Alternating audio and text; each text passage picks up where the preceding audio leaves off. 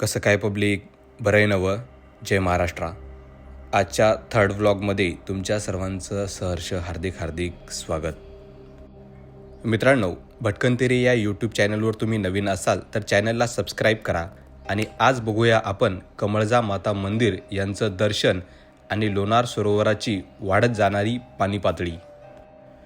मुख्य लोणार सरोवराचे दर्शन घेण्यासाठी किंवा कमळजा माता मंदिराचे दर्शन घेण्यासाठी आपल्याला जंगलामधून 3 ते 4 किलोमीटर अंतर पायी जावे लागते. 3 ते 4 किलोमीटर पायी गेल्यानंतर आपल्याला जंगलातील बहुतेक वनस्पती, पक्षी, त्याचबरोबर प्राणी यांची संपूर्ण माहिती जंगल फिरल्यावरच मिळते. लोणार सरोवराचे घनदाट जंगल पार करत आम्ही पोहोचलो कमळजा माता मंदिर यांच्यापाशी. हे मंदिर देवी कमलजा पार्वती भवानीचा एक अवतार देवी यांना समर्पित आहे. हे मंदिर लोणार विवराच्या निवृत्त काठावर स्थित असून तलावाभोवतीचे सर्वात प्रसिद्ध देवस्थान मानले होते. तसे बघायला गेलं तर हे मंदिर 12व्या-13व्या शतकातील हेमाडपंथी शैलीत बांधलेले दगडी मंदिर असून ते उत्तर भीमामुख आहे आणि त्याचे माप सुमारे 17x15x10 मीटर आहे. दरवर्षी येथे होणाऱ्या नवरात्री उत्सवाला दूरवरून भाविक येत असतात. कमलजा देवीला लोणारची ग्रामदैवत व रक्षक देवी असेही म्हटले जाते. अलीकडच्या काही वर्षात मुसळधार पावसामुळे तलावाची पातळी मोठ्या प्रमाणात वाढली आहे. 2025 पासून वाढत्या पाण्यामुळे मंदिराचा चौथरा आणि जवळील विहीर अंशतः पाण्याखाली गेली आहे. भारतीय पुरातत्व सर्वेक्षण विभागाच्या मते किनाऱ्यावरील 15 मंदिरे धोक्यात आहेत आणि कमळजा माता देवीचे संरक्षण करण्यासाठी संरक्षण भिंत, अप्रोव वॉल व उंच व्यासपीठ बांधण्याची योजना आखली जात आहे. सध्या पायी जाणे कठीण झाले आहे. सामान्यतः विवराच्या काठावरून पायऱ्याने खाली उतरून किंवा पाणी कमी असताना बांधलेल्या मार्गाने मंदिरात जाता येते. येथे कोणताही प्रवेश शुल्क नाही. मंदिर दिवसा सर्वांसाठी खुले असते. मात्र भेट देण्यापूर्वी पाण्याची परिस्थिती आपल्याला नेहमी बघावी लागेल. हजारोच्या संख्येने मातेच्या दर्शनासाठी इथे नवरात्र उत्सवात भाविक जमतात. पण दिवसेंदिवस पाणी वाढत असल्याकारणाने मंदिर हे पाण्याखाली जात आहे आणि ही एक खरंच काळजीची बाब आहे. मंदिराचा परिसर अतिशय थंडगार, अनेक पक्ष्यांचा इथे वास असतो. त्याचबरोबर अनेक प्राणीसुद्धा इथे बघायला मिळतात. मंदिराचं बांधकाम हे अतिशय उत्कृष्ट असं करण्यात आलेलं आहे.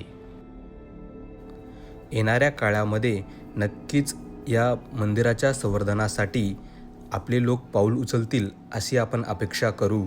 नाहीतर अशीच पाण्याची पातळी वाढत गेली तर मंदिर काही दिवसात पूर्ण पाण्याखाली जाण्याची शक्यता आपल्याला भासते.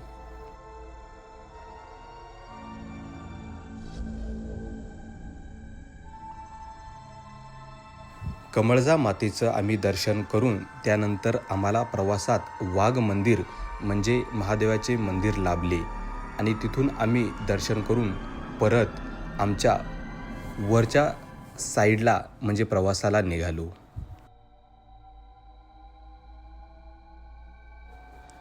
परतीचा प्रवास करत असताना आमच्यासोबत बरेच पर्यटक मित्रसुद्धा आमच्यासोबत हे सरोवर बघण्यासाठी किंवा मंदिराचे दर्शन घेण्यासाठी आले होते.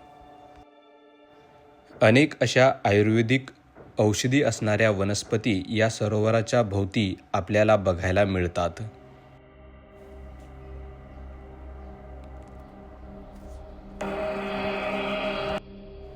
कमळजा माता मंदिराचे दर्शन घेतल्यानंतर आपल्याला मिळतं ते म्हणजे लोणारचे रामगया मंदिर. लोणारचे रामगया मंदिर हे बुलढाणा जिल्ह्याच्या लोणार तालुक्यातील लोणार सरोवराच्या काठावर वसलेले अत्यंत प्राचीन हेमाडपंथी मंदिर आहे. यदुवंश राजाच्या काळातील सुमारे 12व्या व 13व्या शतक हे मंदिर गुरुप्रधान श्रीराम देवतेस समर्पित आहे असेही म्हटले जाते. रामायणी आख्यायिकेनुसार श्रीरामांनी वनवासाच्या दरम्यान येथे पितृपिंडदान केले असल्याची मान्यता आहे.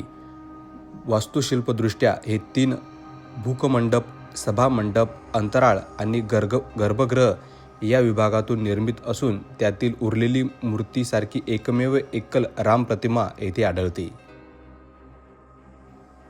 खास वैशिष्ट्य बघायला गेलं तर मंदिराच्या स्तंभरचनेमधून विशिष्ट प्रकाशीय भ्रम निर्माण होतो. भक्ता शेजारी उभे राहिले तर त्याच्या सावलीचे प्रतिबिंब 3 दिशाहून पडते, ज्याला दक्षिणेची गया असेही स्थानिक मानले जाते. सद्यस्थितीत या मंदिराचे ऐतिहासिक महत्त्व अधोरेखित करत ते पुरातत्व विभागाच्या संरक्षणात आहे. शिखर जरी कोसळले असले तरी या अहवालात मंदिराचे स्थान, इतिहास, वास्तुशैली, देवता, वर्तमान स्थिती, भेटीची माहिती आणि महत्त्वाच्या संदर्भाचे सविस्तर वर्णन मराठीत दिले आहे. खरं तर येथील जे काही प्रभू श्रीरामाची मूर्ती आहे तिचे दर्शन घेताच आपल्या मनाला एका वेगळ्या प्रकारची शांतता मिळते.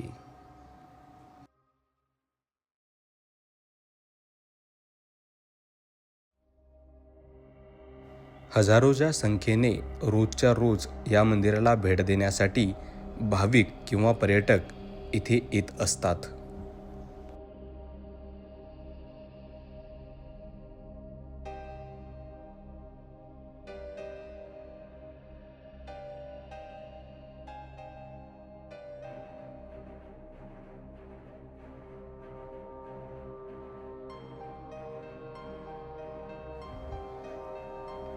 मंदिराच्या बाहेर जातात मारुतीरायाचे एक छोटेसे मंदिर आहे. म्हणजे जिथे प्रभू श्रीराम आले तिथे मारुतीराया सुद्धा आलाच असे आपल्याला जाणवते.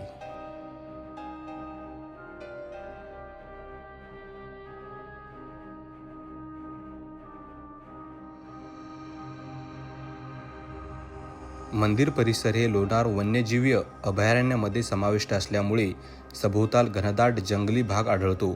परिसरात बिबट्या, कोल्हे, रानडुक्कर यासह विविध पक्ष्यांचे वास्तव आहे. मंदिराला लागून गोड पाण्याचे रामकुंड धान्य आहे, जिथे खोदकामात चौकोनी टाकी आणि पायऱ्या आढळतात. तसं बघायला गेलं तर लोणारचा परिसर ऐतिहासिकदृष्ट्या खूप प्राचीन मानला जातो.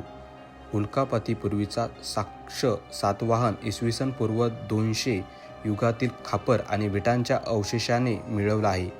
रामगया मंदिराची बांधणी इसवी पूर्व 12व्या व 13व्या शतकात यादव राजवटीत झाली हे पुरातात्विक पुराव्यापासून मानले जाते.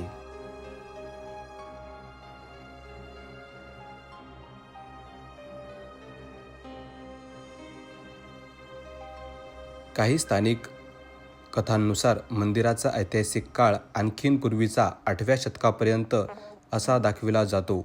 मंदिरातील स्थापत्य रचना ही हेमाडपंथी मलकीशंकरी शैलीची असून हे महत्त्वाचे उदाहरण आहे. स्थानिक किंवदंतीनुसार रामायण काळात श्रीराम यांनी पंचवटी नाशिक ते लोणार हा प्रवास करत येथे पितृकर्म केले असे म्हटले जाते. म्हणूनच या ठिकाणाला दक्षिणेची गया असेही म्हणतात असं म्हटलं जातं.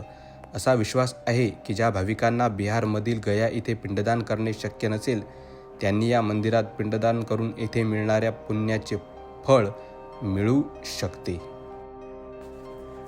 जंगलाच्या सफारीमध्ये आपल्याला अनेक प्रकारचे साप आणि जंगली प्राणी बघायला मिळतात.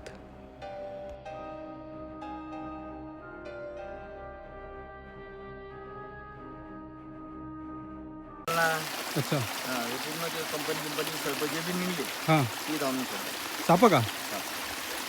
अच्छा, म्हणजे जे पकडतात वगैरे सगळे साप या सर्प मित्र जे बी पकडतात ती धावून सोडतात. अच्छा. कारण की आज आम्हाला 2 साप भेटले, दोन्ही पण धामण होते. आणि आम्ही ज्यावेळेस समोर ते शेवटचं मंदिर आहे ना देवीचं, त्यावेळेस जाऊ लागलो आम्ही. समोर गेल्यानंतर वरून असं पाण्यात सळसळ वाजत आले तर ती मोठी धामण होती. हां, आणि एक पिवळ्या रंगाचं मधात परत एक धामणच भेटली. पण विषारी पण साप येतं. विषारी भरपूर आहे तर. आहे, कवड्या आहे, घोणस आहे. बर, हो. सगळे येतं. अच्छा. आणि ते बाकीचे जे म्हणतात समजा काहीतरी हे आपलं बिबटे वगैरे काही बिबटे आहे ना, आहेत का? 10-11 बिबटे आहे. पण ते दूर राहत असतील पलीकडच्या भागात. त्या साईडला चालू असले की जनावर त्या साईडला. अच्छा, म्हणजे सहसा इकडे येत नाहीत ते. आले तर रात्री रात्री जातात 7च्या नंतर येऊ शकतात. हो. अच्छा. आता गावात येतात तुमचे गावात? हो, गावात येतात. बर. गावात भरपूर जणांना बघितलेले इथं. भरपूर बघितले काही याला जनावर कोणाचे कुठले जाय गाई वासरं आहे ते जनावर कुठले अच्छा अच्छा.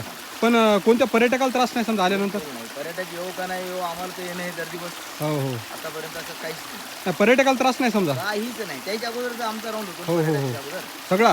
हा बर. म्हणजे आली पण पर्यटक आम्ही अगोदर आली की शिट्ट्या गिट्ट्या मारायला जायचं मग किती साईडला झाले जातात ते अच्छा अच्छा. तसं काही भीती नाही. बरं बरं बरं ठीक आहे.